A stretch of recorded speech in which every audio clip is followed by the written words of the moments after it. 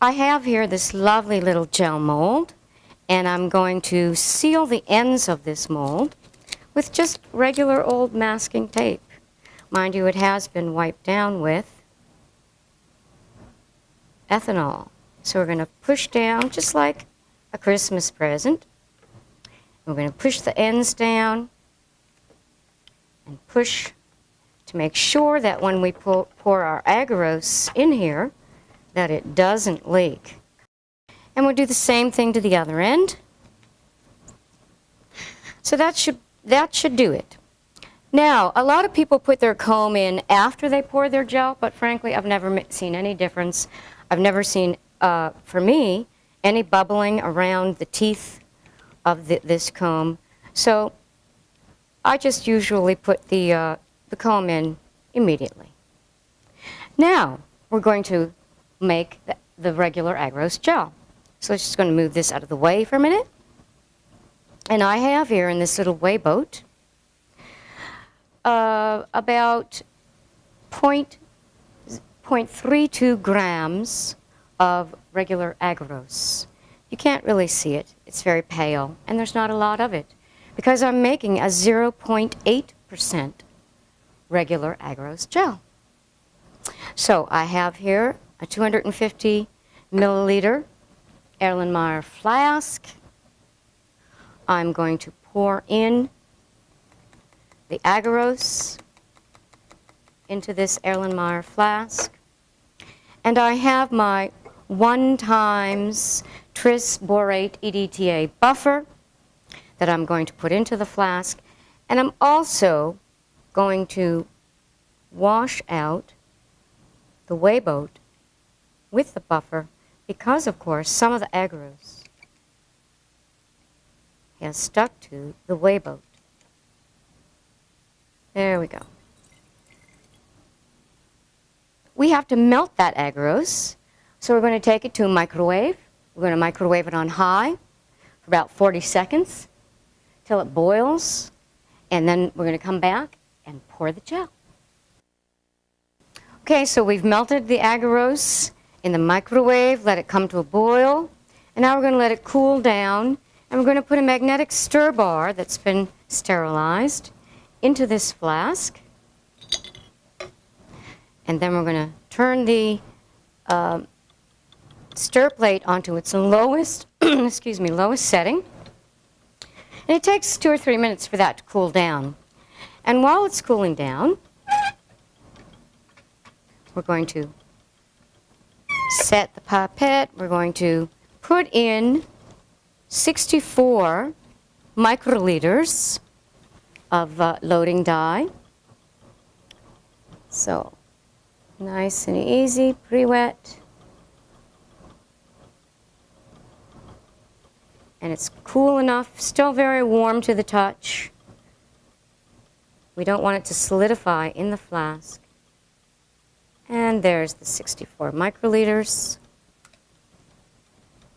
of the dye that will help us visualize the bands of DNA. Now that looks evenly dispersed, that dye.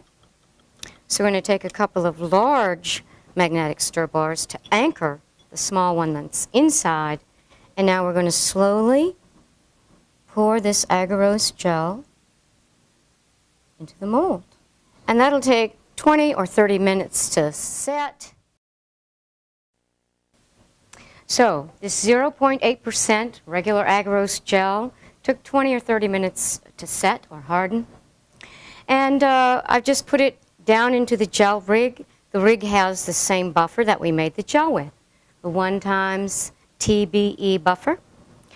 This has been sitting in there for a couple of minutes because we want the buffer to be able to get around the teeth of the comb so we can easily extract the comb.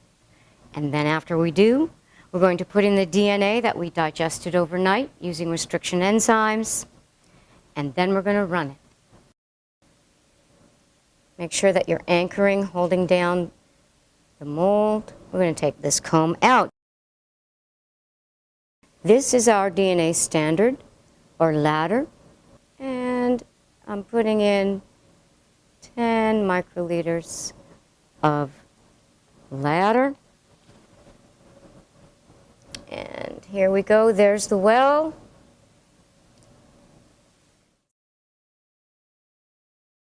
Nice and slow into the well and down into the second stop. There.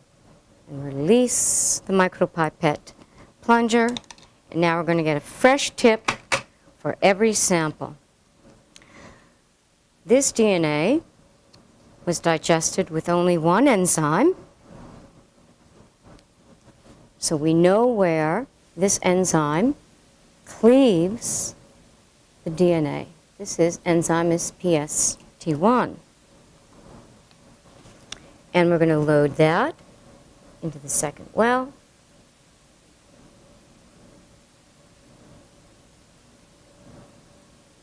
Slowly. There we go. Excellent.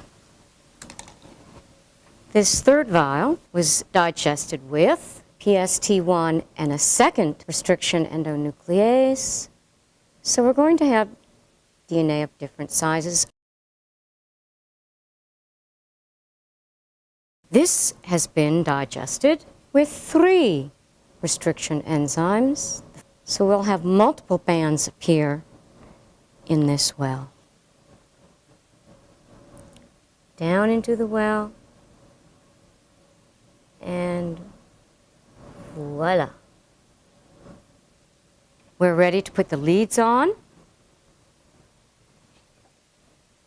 Black to black and red to red. This end is the negative end, and this is the red is the positive end. I want to make sure that we do the same in the front to connect those leads. I'm going to run this gel at about between 100 and 130 volts. And when I've set the voltage, I'm going to hit the run button. And there we go. Now this can run between 45 and 60 minutes. Of course, the smaller fragments of DNA, the smaller bands or fragments, will migrate much more quickly through the gel, and they'll be closer to the end of the gel, whereas the larger fragments of DNA will not be able to migrate as far in the gel because of their mass or size. And when that's finished running, you'll see that a small band of bromophenol blue will be near the end of the gel. That's when we're going to turn it off. And then we're going to look at our bands on the light box. So we have run this 0.8% agarose gel at 130 volts for 45 minutes. And we turned it off, and we stained this with a small amount of dye for 20 minutes. And then we destained it, rinsed it in ultra-pure water for another 20 minutes. And you can see now we're going to look on the light box. Slide this right off onto the light box so that we can look at the bands. And you can see here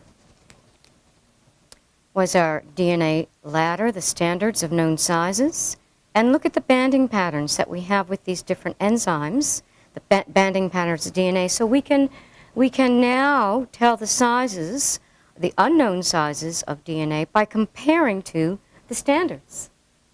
And this is very helpful to have very important information to help characterize any novel DNA that we may be examining.